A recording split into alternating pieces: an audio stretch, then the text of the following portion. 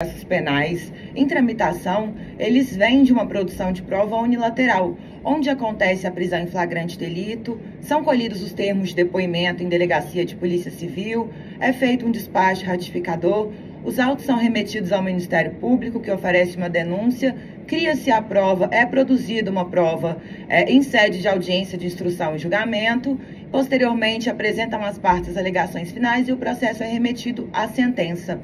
Sabidamente também, e enquanto uma forma de previsão constitucional, muito além do entendimento somente, mas o ônus da prova no processo penal é de quem acusa. Aqui no presente caso em tela, o que almeja o paciente é meramente produzir provas em que pese o ônus da prova não seja dele,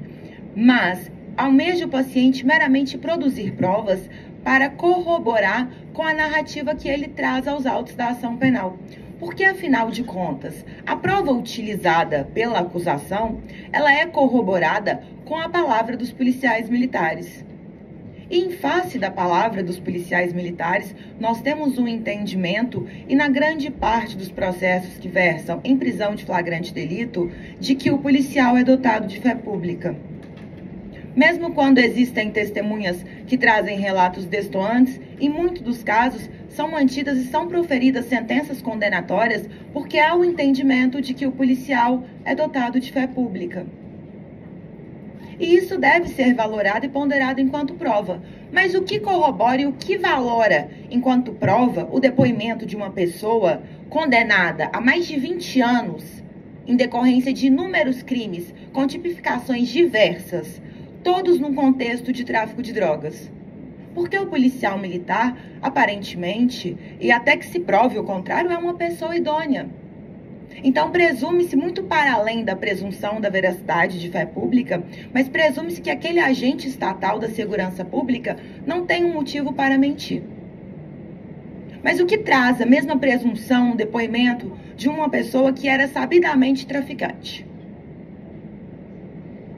De uma pessoa que teve o seu rosto estampado nas mídias e em diversos canais de televisão, em diversos sites de notícias, quando foi recapturado porque estava foragido. O paciente nada mais quer, através dessa impetração, do que meramente comprovar do que a versão prestada por ele em seu interrogatório judicial é verídica e pode ser comprovada. Contudo, infelizmente, em que pese o Estado, o aparato estatal seja muito superior ao aparato defensivo, indiscutivelmente, não há o que questionar acerca desse fator, mas essa prova que precisa ser produzida para corroborar com o depoimento do paciente, ela depende de autorização judicial, não há outro meio de produção para essa prova. Em breve síntese, no dia da prisão em flagrante delito do paciente, quando recapturado fora lavrado um boletim de ocorrência, onde o paciente foi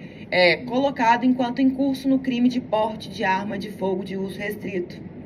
Narraram os policiais militares de que houveram informações e denúncias anônimas de que o paciente estava em uma residência e fora montada uma operação para sua recaptura. O paciente tentou se esquivar e fugiu da residência e fora apreendido numa residência, numa rua paralela, com uma arma de fogo. Essa é a narrativa acusatória. O que se tem em face da narrativa acusatória? A palavra dos policiais militares, que lavraram um boletim de ocorrência, e a apreensão de uma arma de fogo. O que se tem quanto à narrativa trazida pelo paciente, além da sua própria narrativa, são testemunhos de vizinhos do local que viram o momento da prisão e que narram não ter visualizado o paciente segurando, portando com dentro do corpo, nas roupas, alguma arma de fogo. E muito para além, o paciente também narra em seu interrogatório de que ele meramente estava naquele local, ele meramente estava naquela residência, porque ele tinha conhecimento prévio de que naquela residência todos os cômodos possuíam câmera de segurança. Inclusive os banheiros, onde haviam bipartições com box de um lado e vaso sanitário do outro, possuíam duas câmeras de segurança para angulações diferentes. E o paciente vinha recebendo ameaças constantes de agentes sobretudo da Rotan. Ele ficou naquela casa porque ele sabia que ele poderia morrer. Quando apreendido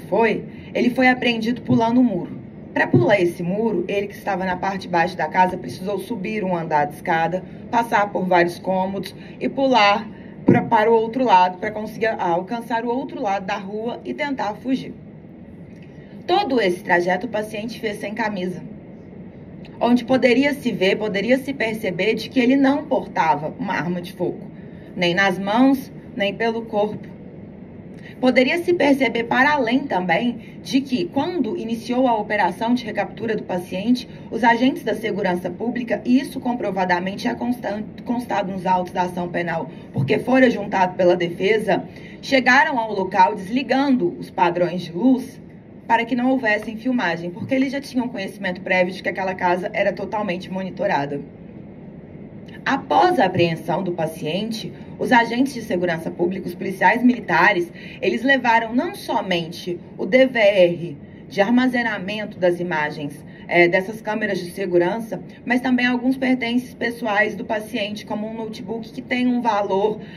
material um tanto quanto elevado. E quando chegaram ao batalhão, eles desembarcaram da viatura, mantiveram o paciente preso numa viatura fechada por horas, o que não é o objeto dessa discussão, pois trata-se de violação de direitos humanos, mas mantiveram o paciente preso por horas numa viatura fechada, mas tiraram da viatura todos esses objetos, entraram com esses objetos para o batalhão, e quando o paciente esteve dentro do batalhão, ele pôde perceber esses objetos numa mesa. O que foram feitos com esses objetos posteriormente não se sabe. Alguém levou para casa, alguém colocou numa sacola, numa mochila, jogou fora, ficou no batalhão, não se sabe.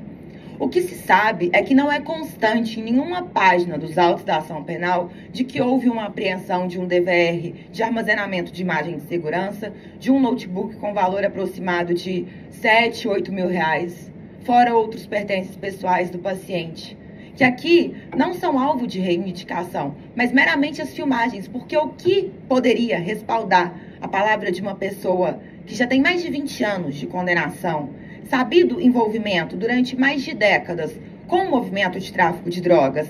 inúmeras condenações em decorrência do tráfico de drogas, o que poderia respaldar a palavra dessa pessoa